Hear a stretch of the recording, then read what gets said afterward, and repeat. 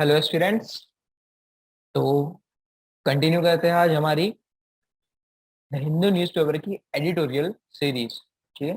कल video upload नहीं किया था क्योंकि जिस दिन न्यूज़पेपर में बहुत कम कंटेंट होगा एडिटोरियल में करने के लिए, उसके नेक्स्ट डे हम लोग साथ में मर्ज करके पूरा न्यूज़पेपर करा देंगे। ओके, तो इसलिए कल नहीं आया था। कल का न्यूज़पेपर का आर्टिकल आज ही हम लोग कवर कर लेंगे। ठीक है, जो कम कंटेंट रहेगा उस दिन न्यूज़पेपर मर्ज हो जाएगा। ओके, तो स्टार्ट करते हैं 1 जुलाई के द हिंदू न्यूज़पेपर का एडिटोरियल का एनालिसिस। ठीक है, एक ही आर्टिकल काम का था, an attempt to silence the film fraternity. ठीक है, an attempt to silence the film fraternity, यही आर्टिकल आपका काम का था। ठीक है, तो न्यूज में आर्टिकल इसलिए है क्योंकि रिसेंटली गवर्नमेंट ने draft cinematography amendment bill 2021 public opinion के लिए जारी किया था। ठीक है, उन लोगों ने बिल का ड्राफ्ट बनाया, फिर भाई ड्राफ्ट सिनेमेटोग्राफी अमेंडमेंट बिल 2021, और उसको पब्लिक ओपिनियन के लिए जारी किया था कि पब्लिक अपना अपना ओपिनियन दे सकते हैं, हर एक सिटीजन अपना ओपिनियन दे सकते हैं ये बिल पे। ठीक है, और उसके बाद उसको कंसिडर करके एक्ट में तब्दील किया जाएगा। तो सबसे पहले देख लेते हैं कि भाई ड्राफ्ट बिल में कौन कौन से प्रोविजन थे और कौन से प्रोविजन अभी डिस्प्यूट में है। ठीक है, तो ड्राफ्ट बिल के प्रोविजन कुछ इस तरीके से है। तीन मेन प्रोविजन है जो याद रखने हैं। ठीक है, तो सबसे पहला प्रोविजन है कि ये ड्राफ्ट बिल के तहत गवर्नमेंट ने रिविजनिंग या फिर रिविजनरी पावर करने का बोला है। ठीक है, कि अगर ये बिल के सेक्शन 5B सब क्लॉज 1, ठीक है, 5B क्लॉज 1 अगर वायोलेट होता है तो उसके तहत सरकार, ठीक है, आपके फिल्म सर्टिफिकेट को रिवीजन कर सकती है। ठीक है, उसका मतलब क्या, अगर उसका मतलब डिटेल में समझे कि भाई एक फिल्म आ गई, ठीक है, फिल्म को सर्टिफाई कौन करता है तो आप सबको पता ही है, central board for film certification, CBFC, ये फिल्म को सर्टिफाई करने का काम करता है। CBFC ने फिल्म को सर्टिफाई कर दिया, सर्टिफिकेशन आ गया, उसके बाद भी अगर गवर्नमेंट को लगता है कि नहीं, ये फिल्म का कंटेंट या फिर कुछ भी material section 5B1 of the cinematography act, section 5B1 of the cinematography act को वायलेट करता है, तो सरकार ये सर्टिफिकेट का वापस से रिकंसिडरेशन कर सकती है, वापस से उसको रीचेक कर सकती है कि भाई ठीक है नहीं। तो 5B1 क्या है, तो भाई सेक्शन 5B1 रिलेट करता है कॉन्स्टिट्यूशन के आर्टिकल 19 क्लॉज 2 को। ठीक है, ये पावर डिराइव करता है कॉन्स्टिट्यूशन के आर्टिकल 19 क्लॉज 2। तो क्या है भाई 19 क्लॉज 2, सबको पता होना ही चाहिए ये तो आर्टिकल 19 क्लॉज 2 रीजनेबल रेस्ट्रिक्शन है article 19 clause 1 sub clause a पे। ठीक है, that is freedom of speech and expression. Article 19 clause 1 sub clause a citizen को freedom of speech and expression देता है, जिसपे रीजनेबल रेस्ट्रिक्शन लगाए गए हैं आर्टिकल 19 क्लॉज 2 के तहत, और इसको रिलेट किया गया है सिनेमेटोग्राफी एक्ट के सेक्शन 5B1 से। ठीक है, तो ऐसा बोला कि अगर रीजनेबल रेस्ट्रिक्शन जब हम लोगों ने जहाँ पे लगाए हुए हैं वो चीज को अगर ये फिल्म वायलेट कर रही है, ठीक है, तो हम लोग उसके सर्टिफिकेट का रिवीजन रिकंसिडरेशन कर सकते हैं। ठीक है, रीचेक कर सकते हैं, भले CBFC ने सर्टिफिकेट दे दिया है उसके बाद भी। ठीक है, तो ये एक पहला प्रोविजन है जो काफी इंपॉर्टेंट है और इसी पे ज्यादा डिस्प्यूट चल रहे हैं। ठीक है, तो आपको ये याद रखना है कि भाई क्या है ये प्रोविजन। ठीक है, तो देखते हैं अब दूसरा प्रोविजन। तो दूसरा प्रोविजन क्या है कि भाई सब division of existing UA category into UA 7+, 13+ and 16+। ठीक है, तो क्या है ये, तो ये जानने के लिए आपको किस किस तरीके से सर्टिफिकेट मिलता है वो पता होना चाहिए। तो अभी के टाइम पे 4 तरीके का सर्टिफिकेट मिलता है, U, UA, ए और एस। आप लोग जब फिल्म देखते हो तो सबसे पहला जो स्क्रीन आता है, ठीक है, उसमें आपको ये चार में से एक दिखता ही होगा, जनरली ये यूए वाला दिखता होगा आपको, ठीक है। तो ये क्या है, चार सर्टिफिकेट? तो भाई सबसे पहला है अनरेस्ट्रिक्टेड पब्लिक एक्सेस, मतलब कोई भी देख सकता है, अनरेस्ट्रिक्टेड पब्लिक एक्सेस, पूरी पब्लिक को अनरेस्ट्रिक्टेड एक्सेस दे दिया गया है। दूसरा है अनरेस्ट्रिक्टेड पब्लिक एक्सेस पर जिसमें, ठीक है, अगर बिलो 12 ईयर कोई चाइल्ड देख रहा है तो उसको पेरेंट की निगरानी में देखना रहेगा, ठीक है। Less than 12 year of age का अगर कोई चाइल्ड देख रहा है तो उसको पेरेंट की निगरानी में देखना पड़ेगा, ठीक है। तो ये है। उसके बाद तीसरा है अडल्ट, ठीक है। और चौथा है स्पेशल क्लास ऑफ पर्सन, ठीक है, चौथा है स्पेशल क्लास ऑफ पर्सन। ये चार तरीके के सर्टिफिकेट दिए जाते हैं, यू, यूए, ए और एस, आपको ये पता होने चाहिए, ठीक है। अब इसमें से ये जो यूए वाले सर्टिफिकेट है, ठीक है, जिसको सब कैटेगराइज करने की बात की है ये ड्राफ्ट बिल में, किस तरीके से सब कैटेगराइज, तो आपने देखा कि भाई 7+ का एक हो जाना चाहिए अलग, 13+ का एक अलग हो जाना चाहिए और 16+ का। अभी ये यूए अनरेस्ट्रिक्टेड एक्सेस और एडल्ट इन जनरल है, इसमें कोई सब कैटेगराइजेशन नहीं है अभी, ठीक है। उन लोगों ने इतना सब कैटेगराइजेशन बोला है कि भाई 7+ के लिए अलग कैटेगरी, 13+ के लिए अलग और 16+ के लिए अलग, ठीक है? तो ये एक दूसरा प्रोविजन है ड्राफ्ट बिल में, ठीक है। ड्राफ्ट बिल है, अभी सारे प्रोविजन कंफर्म नहीं है, ठीक है, एनेक्ट नहीं हुआ है ये अभी, तो ड्राफ्ट प्रोविजंस है ये सारे, ये आपको पता रहना चाहिए। तो sub division of existing UA category into UA 7+, UA 13+ and UA 16+, तो ये एक दूसरा प्रोविजन है। और तीसरा कि इंसर्ट सेक्शन 6AA, ठीक है, 6AA that is anti piracy की बात करता है। एक नया सेक्शन ऐड करने की बात की है, 6AA, ठीक है, जो पायरेसी रोकने के बारे में बोलता है, ठीक है।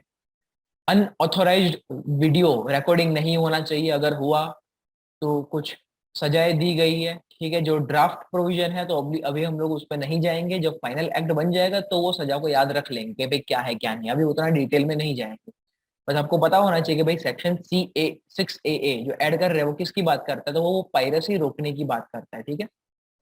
पायरेसी नहीं होनी चाहिए भाई किसी भी फॉर्म में, कि भाई अनऑथराइज्ड वीडियो रिकॉर्डिंग नहीं होना चाहिए, पायरेटेड कॉपीज नहीं सर्कुलेट होनी चाहिए, किसी भी तरीके की पायरेसी, भाई पिक्चर नहीं होना चाहिए, भाई शूटिंग के दौरान रिकॉर्डिंग या फिर ऐसा कुछ नहीं होना चाहिए, सब तरीके की पायरेसी की रोकने की बात करता है। तो ये एक अलग से सेक्शन ऐड करने की बात की उन लोगों ने, 6AA, ठीक है।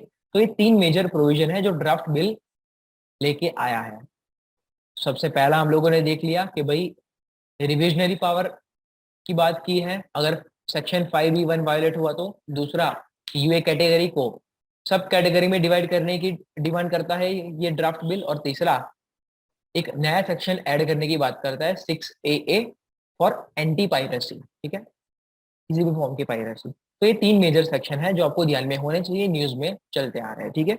ये सारे प्रोविजंस, ड्राफ्ट बिल के सारे प्रोविजंस, ठीक है, दो कमेटी के रिकमेंडेशंस को ध्यान में रखते हुए लाए गए हैं। The first one is justice Mudgal committee 2013 में जो आई थी, and the second one is Shyam Benegal committee 2016 में जो आई थी, ठीक है। आपको ये दोनों कमेटी कमेटी के रिकमेंडेशन डिटेल में करने रहेंगे, दोनों कमेटी के रिकमेंडेशन आपको डिटेल में करने रहेंगे। कुछ एक डिटेल्स आपको डिस्क्रिप्शन सेक्शन में मिल जाएगी इसकी, ठीक है।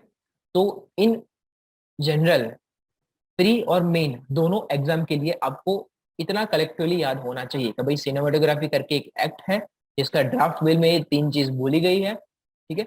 स्टैटिक के लिए आपको उसके कुछ एक सेक्शन और उसकी एग्जिस्टिंग कौन कौन से सर्टिफिकेट है वो पता होने चाहिए, ठीक है। ये तीन प्रोविजन तो पता होने ही चाहिए, उसके अलावा ये दो कमेटी के बारे में पता होना चाहिए, ठीक है। तो अभी ये जो न्यूज़पेपर में आर्टिकल आया है, ठीक है, एक फिल्म मेकर, सब लोगों ने नाम सुना ही होगा, कमल हसन जी ने लिखा है। तो एक ही प्रोविजन पे ये आर्टिकल कन्फाइंड है, दैट इज रिविजनरी पावर जो गवर्नमेंट को दिया जाएगा, उसी पे ये पूरा आर्टिकल है, ठीक है। तो भाई जनता का क्वेश्चन, सॉरी,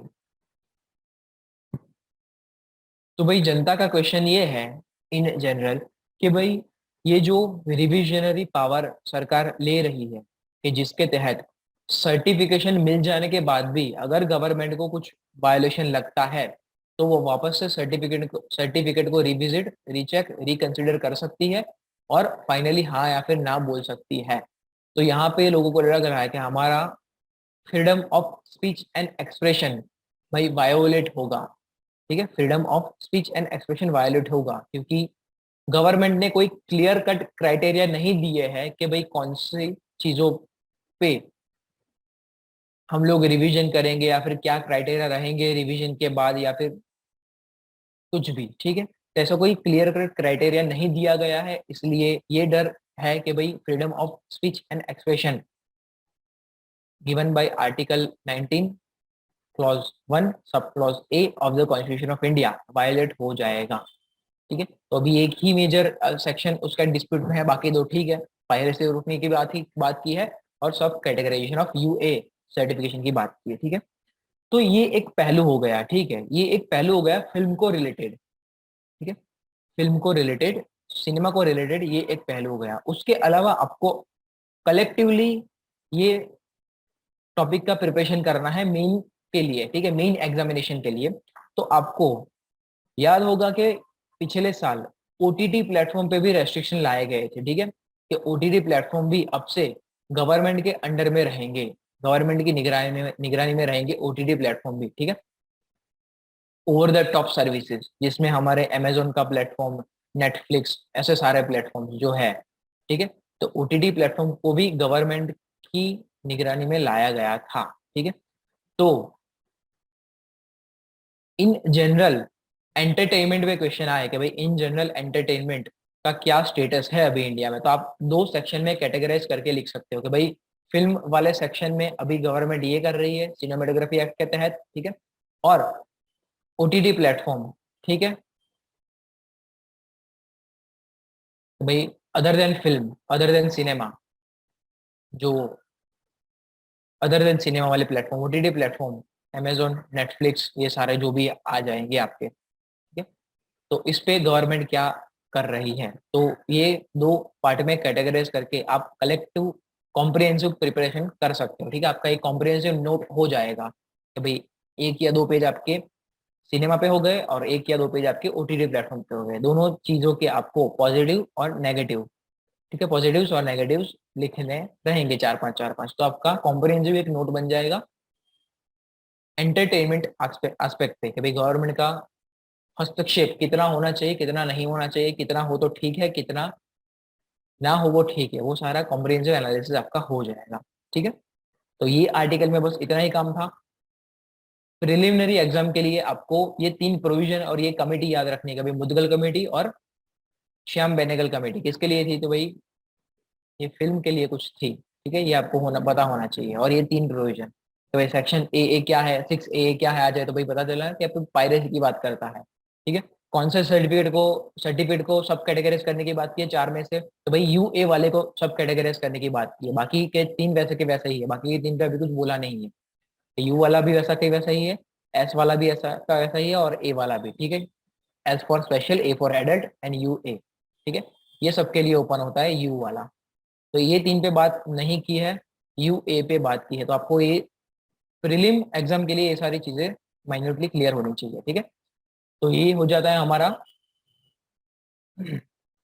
1 जुलाई का आर्टिकल। ये एक ही आर्टिकल काम का था, प्री और मेन दोनों के लिए मैंने आपको इंपोर्टेंट पॉइंट्स बता दिए। मेन के लिए आपको दोनों चीज कर लेनी है, ये सिनेमा वाला और ओटीटी वाला। ठीक है, तो चलिए अब शिफ्ट होते हैं 2 जुलाई के द हिंदू न्यूज़पेपर पे। ठीक है, ठीक है, तो अब आगे बढ़ते हैं द 2 जुलाई के द हिंदू न्यूज़पेपर के एडिटोरियल एनालिसिस की तरफ। ठीक है, तो 2 जुलाई के हिंदू में आपके पास एक ही आर्टिकल है और वो भी जनरली लिखा गया है। ठीक है, कोई स्पेसिफिक टॉपिक या स्पेसिफिक एस्पेक्ट या फिर स्पेसिफिक इवेंट में नहीं है, जनरली लिखा गया है, envisioning the post pandemic smart city. ठीक है, तो स्मार्ट सिटी, उससे पहले सिटीज और टाउन के डेवलपमेंट की अगर मैं बात करूं, तो कोई भी कंट्री में सिटी और टाउन के डेवलपमेंट की बात करूं तो वो 3 लेयर में किया जा सकता है। ठीक है, सबसे पहले कैटेगरी 1 ये कोई स्पेसिफिक डेजिग्नेशन नहीं है, बस मैं ऐसा ही बोल रहा हूँ अंडरस्टैंडिंग पर्पज से, ठीक है।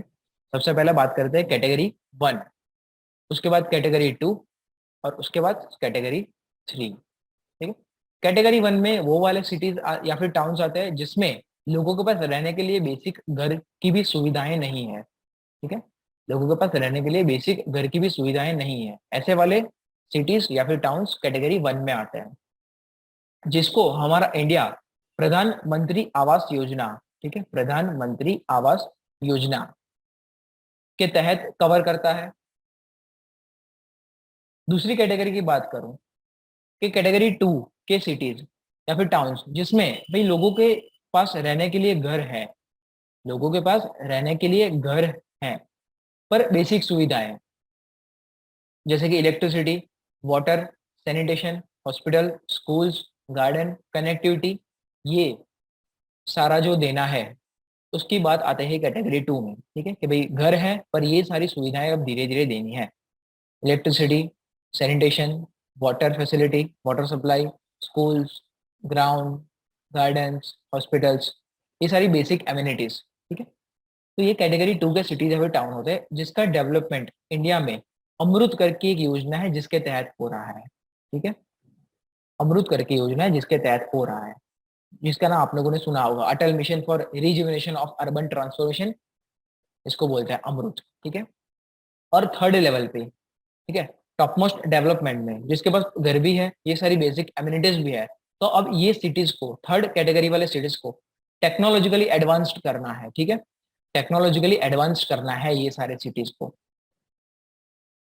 जिसमें हमारे पढ़ते हैं smart cities, smart city mission हम लोग जो चलाते हैं, ठीक है। तो ये 3 लेवल पे कोई भी कंट्री में अर्बन डेवलपमेंट हो सकता है। सबसे पहले घर दो, उसके बाद बेसिक एमिनिटीज दो और उसके बाद उसको स्मार्ट करो, टेक्नोलॉजी के लिए एडवांस्ड करो, ठीक है। तो यहाँ पे पढ़ते हैं हमारे स्मार्ट सिटी, इसमें कुछ 100 सिटीज को चुना गया है, अमृत में कुछ एक 500 सिटीज को चुना गया है जिसको ये सारी बेसिक फैसिलिटी देनी है, और जो रिमेनिंग है वो सारे यहाँ पे पढ़ते हैं, ठीक है, थर्ड में। तो ये आपको हायरार्की का आइडिया होना चाहिए, ठीक है। आपको मेंस आंसर राइटिंग या फिर ऐसे में यूज कर सकते हो कि भाई कोई भी अर्बन एरिया का डेवलपमेंट किस तरीके से होना चाहिए, तो भाई इस तरीके से होना चाहिए जो हमारे इंडिया में भी हो रहा है, ठीक है। तो ये इन जनरल बात हो गई। आपको स्मार्ट सिटी का कॉम्प्रिहेंसिव एनालिसिस या फिर कॉम्प्रिहेंसिव कंटेंट चाहिए तो फरवरी 1920, सॉरी 2019, फरवरी 2019 की एक योजना है इंफ्रास्ट्रक्चर करके, जिसमें स्मार्ट सिटी का एक आर्टिकल है, वो आप पढ़ सकते हो, ठीक है। ये जो मैंने हायरार्की बताई वो उसी में से मैंने बताई है, ठीक है, उसी में ही ये हायरार्की दी हुई है। तो अब ये आर्टिकल में इन जनरल एक ही चीज की बात की गई है, ICCC, ठीक है, ICCC। तो देख लेते हैं क्या होता है ICCC स्मार्ट सिटी में। तो सपोज कि ये सिटी है, ठीक है, जहाँ पे अलग अलग चीजें, यहाँ पे स्कूल है, हॉस्पिटल है, ये गवर्नमेंट बिल्डिंग्स है, यहाँ पे गार्डन है, ये रेसिडेंशियल एरिया है, ये ग्राउंड है, ऐसा करके ये सिटी, ठीक है। तो इसमें एक बिल्डिंग होता है जिसको हम लोग ICCC बोलेंगे, ICCC बोलेंगे ये बिल्डिंग को। क्या है ये? Integrated command and control centre, integrated command and control centre. तो क्या होता है ये? तो सपोज कि ये स्मार्ट सिटी में, ठीक है, यहाँ पे government hospitals, government primary health centre, government clinics, सारा मैं एक ही जगह पे नोट कर रहा हूँ, अलग अलग जगह पे होता है, पर यहाँ पे तीनों लेवल का, प्राइमरी, सेकेंडरी और टर्शियरी, तीनों लेवल का गवर्नमेंट हेल्थ सर्विस सपोज के यहाँ पे है। तो तीनों लेवल के गवर्नमेंट हेल्थ सर्विस का डेटा ऑटोमेटिकली यहाँ पे फीड हो जाता है, ठीक है, ठीक है, डे टू डे बेसिस पे या फिर मंथली बेसिस पे, वीकली बेसिस पे यहाँ पे हर सारे हेल्थ का डेटा यहाँ पे फीड हो जाता है ICCC में। सेम एज बात करें गवर्नमेंट स्कूल्स की, एजुकेशन सिस्टम की, तो भाई कितना एनरोलमेंट रह रहा है, कितना नहीं रह रहा है, कितनी सर्विसेज प्रोवाइड हो रही है स्कूल्स में, कितनी स्कूल्स है, वो सारा डेटा यहाँ पे फीड हो जाता है। सेम एज रेसिडेंशियल एरिया में कितने लोग रह रहे हैं, ठीक है, कितनी कास्ट के लोग हैं, ऐसा वैसा, रिलीजन के लोग, मेल कितने हैं, फीमेल कितने हैं, लिटरेसी कितनी है, सेक्स रेशियो कितना है, वो सारा डेटा, ठीक है। फिर अगर रोड्स है तो भाई रोड पे ट्रैफिक मैनेजमेंट में ट्रैफिक कंजेशन का डेटा, ठीक है, गवर्नमेंट स्पोर्ट्स कॉम्प्लेक्स है तो भाई उसका कुछ डेटा, जितनी भी चीजें ये सिटी में चलती है, ठीक है, अगर यहाँ पे हाईवे है तो टोल प्लाजा पे कितने व्हीकल एंटर करते हैं, कितने एग्जिट करते हैं, उसका डेटा, ठीक है? सारा डेटा ये IEEE में रेगुलर बेसिस पे फीड होता है। और एक सिटी का IEEE उसके बाद ये डेटा को एनालाइज करके उसके बाद ये सिटी को रेगुलेट करता है, ठीक है। सारा डेटा एक ही सिस्टम में आ जाने के बाद रेगुलेट करना बहुत ही इजी और इफेक्टिव हो जाएगा। एक ही सेंटर से सिटी की मल्टीपल एस्पेक्ट को रेगुलेट किया जा सकता है, ठीक है। तो ये आपका हो गया IEEE। तो ये न्यूज़पेपर के ये आर्टिकल में IEEE का वन ऑफ द एस्पेक्ट जो मैंने अभी बताया कि भाई मेडिकल हेल्थ सेक्टर को कैसे मैनेज कर सकता है, वो बताया गया है कि भाई पेंडेमिक के टाइम पे, ठीक है, पेंडेमिक के टाइम पे IEEE ने बहुत ही अच्छे से मैनेज किया कि भाई अगर सपोज के सिटी में 10 हॉस्पिटल है, जिसमें प्राइमरी सेकेंडरी टर्सरी सारे हेल्थ सेक्टर की बात आ जाए कि 10 हॉस्पिटल्स है, तो हर एक हॉस्पिटल में भाई बेड की रिक्वायरमेंट, ठीक है, मेडिकल किट या फिर जो भी बात करेंगे इंजेक्शन या फिर दवाइयाँ उसके रिक्वायरमेंट, ये हॉस्पिटल में इंफ्रास्ट्रक्चर भाई वेंटिलेशन यूनिट्स या फिर ऑक्सीजन सिलेंडर्स का सप्लाई, यहाँ पे कोई एक्स चीज, यहाँ पे वाई चीज, जेड चीज, ऐसे हर एक चीजों का डेटा, डॉक्टर की इन्फॉर्मेशन, पेशेंट की इन्फॉर्मेशन, ठीक है, एम्बुलेंस कितनी है कितनी नहीं, सारा डेटा ऑटोमेटिकली IEEE में फीड हो जाता है। और उसके हिसाब से एक ही सेंटर से हर एक हॉस्पिटल को रेगुलेट करना बहुत ही इफेक्टिव और इजी पाया गया, ठीक है। ये पेंडेमिक में ये पाया गया कि भाई IEEE जहां जहां पे जो जो भी स्मार्ट सिटीज में IEEE है, वहां पे ये पेंडेमिक सिचुएशन में ये हॉस्पिटल्स को मैनेज करना बहुत इजी हो गया, ठीक है।